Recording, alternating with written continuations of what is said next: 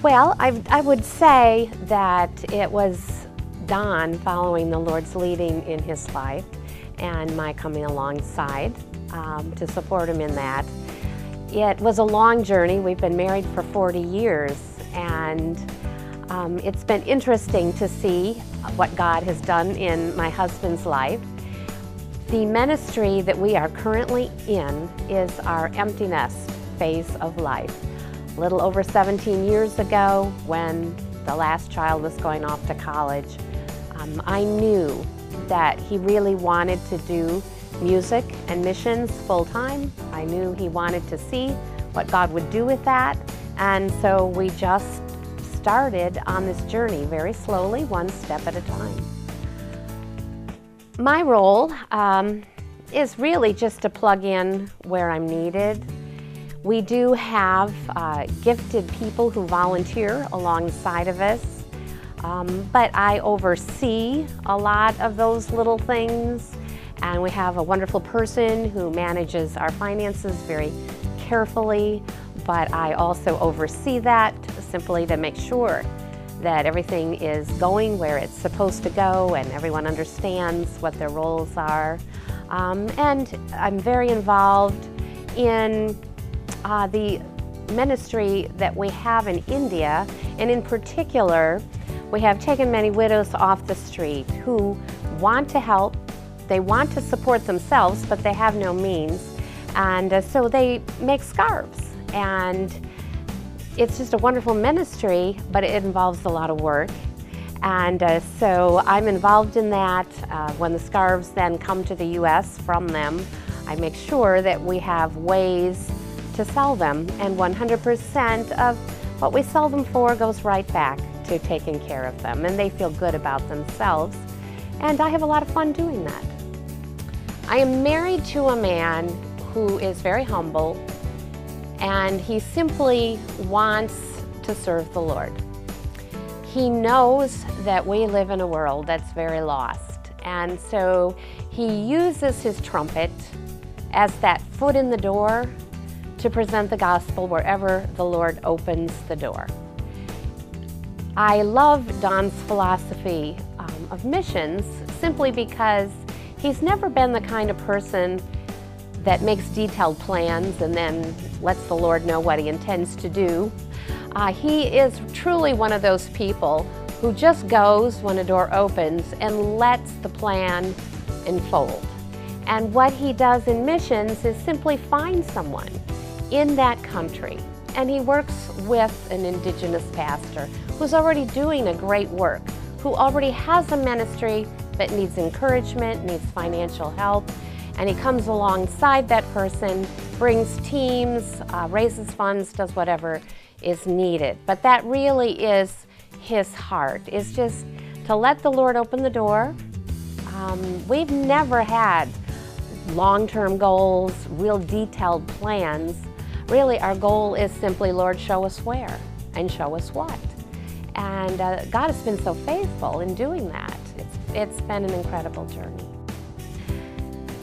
That really is, I think, number one in Don's mind.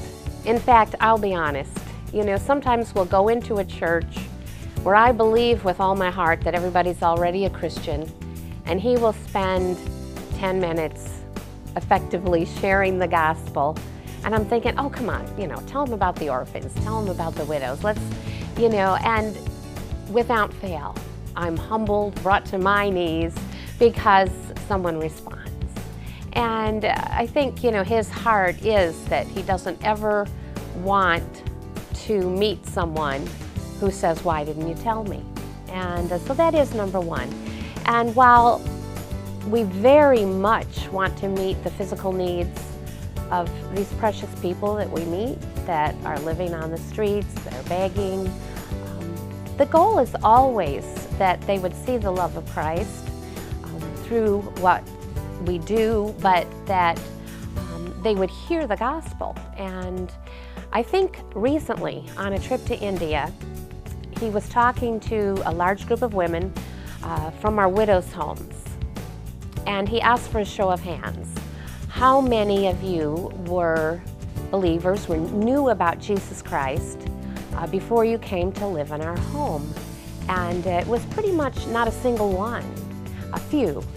And then he said, how many of you are Christians today because you heard about Jesus after coming to live here? And it was over 80%. And that was, to me, I guess, a defining moment. Because yes, we want to take care of them and meet their physical needs, but seeing that show of hands made me understand that that is truly what it's all about. Discipleship is coming alongside believers and equipping them, enabling them, making them effective. It's discovering people's gifts, and it's helping them to use them effectively, encouraging them. And I think that I have a very different view of discipleship now that we work internationally, because in the U.S., it's so easy to be discipled. Every church has a wonderful program. We have Christian radio, we have so many things. We go overseas and we see that there are pastors of churches who know very little because they've had no one to teach them. And so I love to see discipleship at work, you know, through pastors' conferences and seminars and all the wonderful things that we can do in places where it is desperately needed because there's no one to teach. Well, there are so many ways. We're blessed because as people come to Don's concerts and they listen to him tell the stories of what God is doing in different parts of the world, the Lord simply tugs at hearts. And we are a very small ministry with almost no paid staff. But so much is being done because people have volunteered. We have a woman who said, let me oversee your child sponsorship program, and she does that, volunteers. We have another one who helps and volunteers to set up our mission trips, and the list goes on and on of people who have volunteered their time. That is huge. So many people, you know, just see a need, and it's really exciting because the Lord lays it on different people to support different things that we do.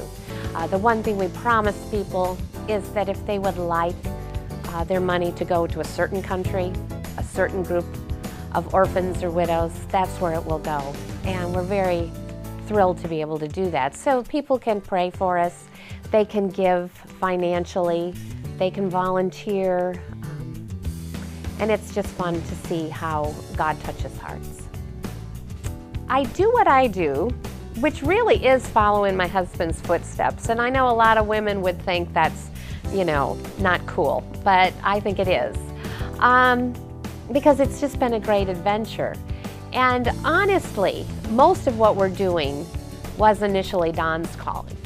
And I have just come along. And a good example of that was India. I would say that India was my Samaria. Why would anyone ever want to go there? I just had no interest. The culture was a complete mystery and frustration to me. And that is where God has opened the door the widest. And I've been privileged to be there and meet some incredible people. I love their work ethic. Even though they don't have the means, they're willing to work if given the opportunity. And it's been special. So I do what I do because I want to support my husband, but in the process I keep finding little areas where I can fit in. I'm not a musician, I don't have great talents, but I love to spend time with women and I love to be in a support role. The most amazing thing to me is just to see that when my husband walks in obedience, we get to see God be God. And it's been a wonderful journey. It's been mind-boggling to me that he would take two people who aren't, you know, that special and say, but I want you to go there, I want you to do this. And what we realize is that it absolutely is not us, not at all. God has raised an army of people who support us in prayer and who support us financially and who come alongside with their skills. And I love to see how God puts together a team and how He uses some of the most unlikely people to accomplish some pretty incredible things.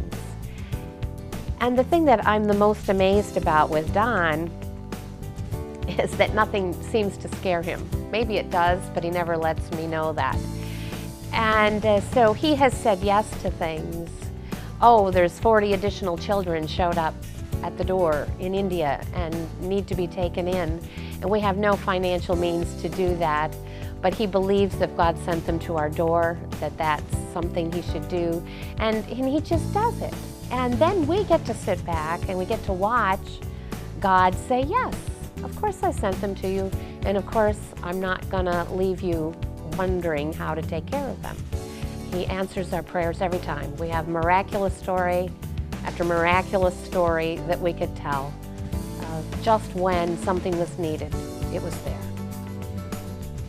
To learn more about our ministry, go to our website, www.donshire.com, or call us at 715-484-2017.